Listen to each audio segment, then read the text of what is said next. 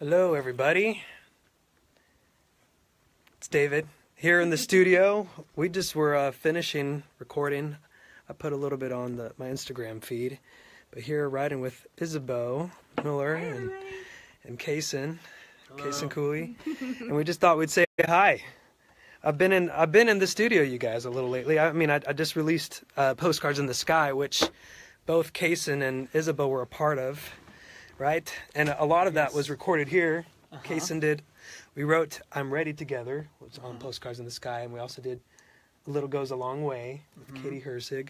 And did Invincible. And yeah, Kaysen produced Invincible and Shine a Light, which I wrote with Isabeau. It's true. And then Isabeau and I also wrote Spotlight Down and Up All Night. Up All Night. Up Spotlight down, up all night. Down. Yep. Yeah, there we go. We only write about direction. Yeah, there you go. Yeah, so we just thought it'd be fun to do a little quick Q&A here while we're here in the studio. Does anybody have questions? I mean, I feel like I should pick the questions for you, David. You should pick them? Yeah. No. Have you seen I'll see how many marriage proposals you get today. No. Let's see. When you come to Singapore, say yes. Would you come to? Yes. No, but Isabeau will be there. Yeah, we've been looking at going to Singapore. It's just a matter of a few things have fallen through with some trips that we were trying to get over there. But we really are. I've been working on that. So, hopefully soon, because I almost went there a few times. Rachel, hey David, can you come to Memphis? And then another, can you come to Hawaii from Kara? What was the question? Memphis and Hawaii. Oh, Memphis and Hawaii. Hawaii's a little far, but I do get there every now and then. So I'm hoping. I keep looking up. I'm expecting the camera to be up here, but it's down here. Hawaii. Can flip it, I think. Come back to Hawaii, but does that make me that makes me upside down for everybody? Never mind. Yeah. Does anyone have? I mean, are you guys wondering?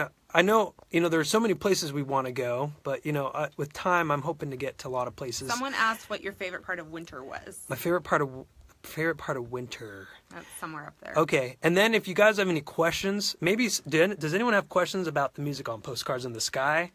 We've got about half of the team of songs who are part of. I mean, I was on all of it, part of it, but Kaysen did half of it, and Isabeau wrote a few of the songs on there. If anyone has questions about the making of any of these songs, we're happy to talk about this stuff. Or even if you're wondering why we're in the studio again, maybe I can start with that.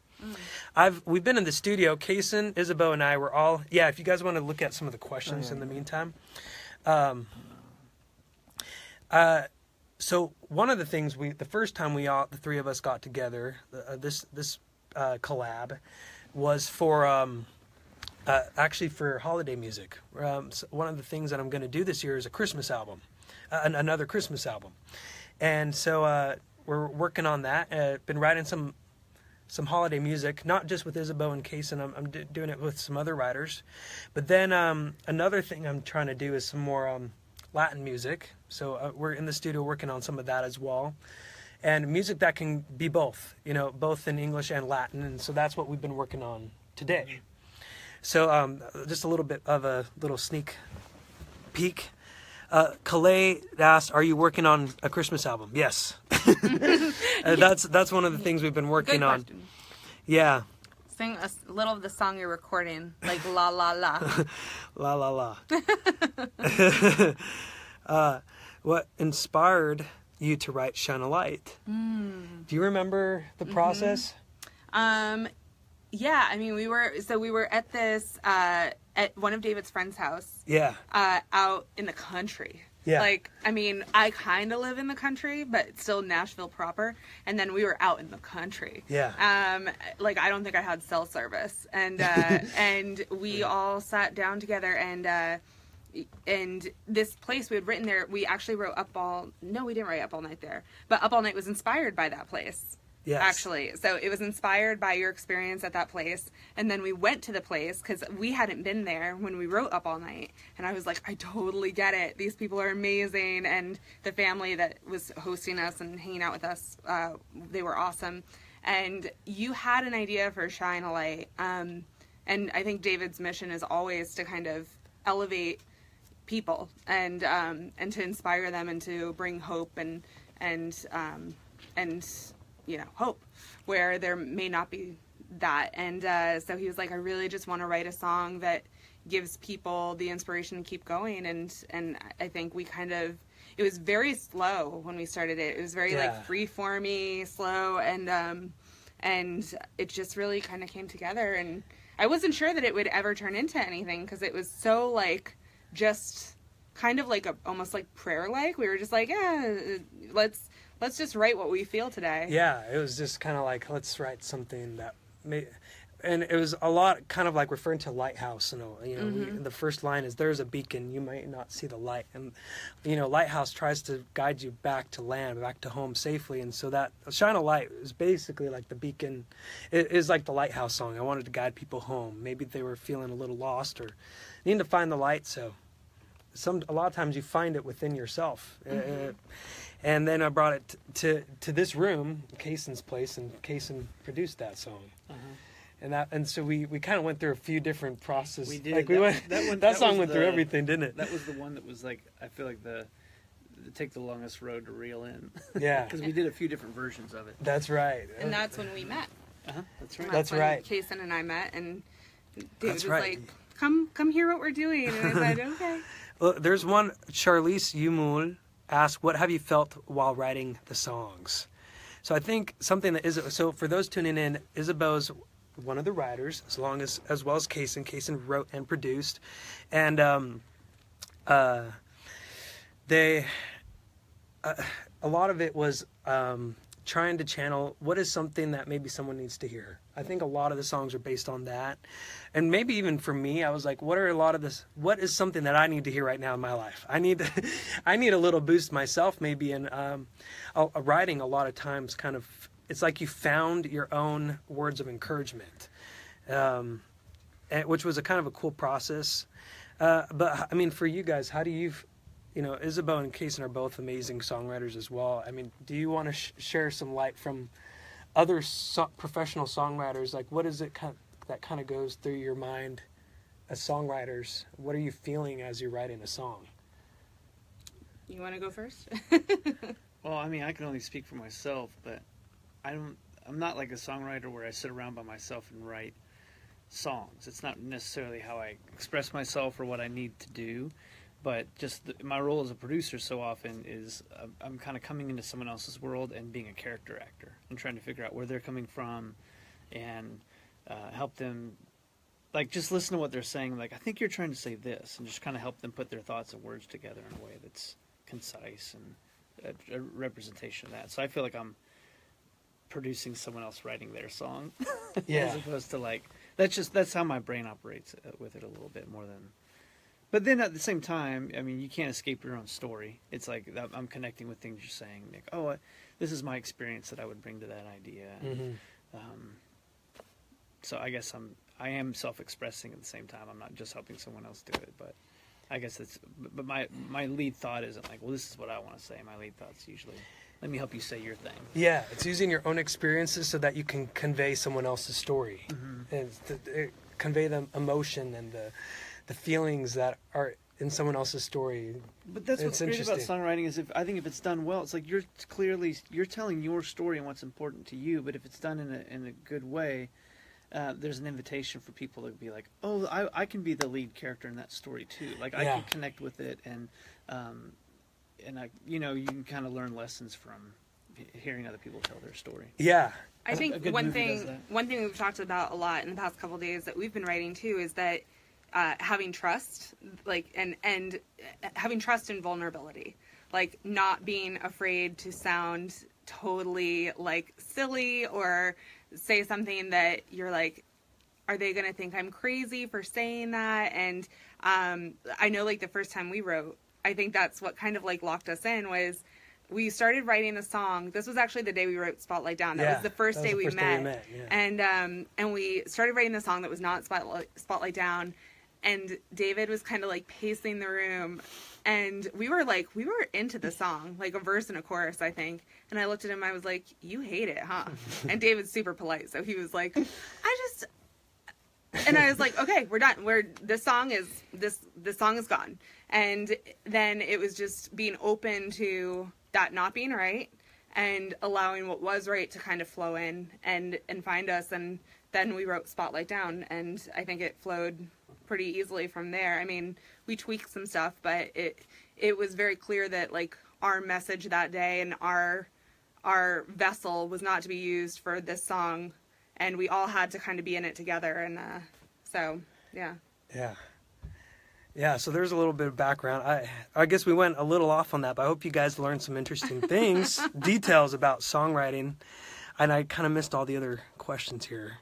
Let's see. How many marriage proposals are you up to? Like, oh no. I mean, maybe some people ask, but not usually. Let me see. Let's see. What are some of you saying now after we've discussed? Whoa, you guys have said a lot of things. Could you do the mirror video of you singing Crush again?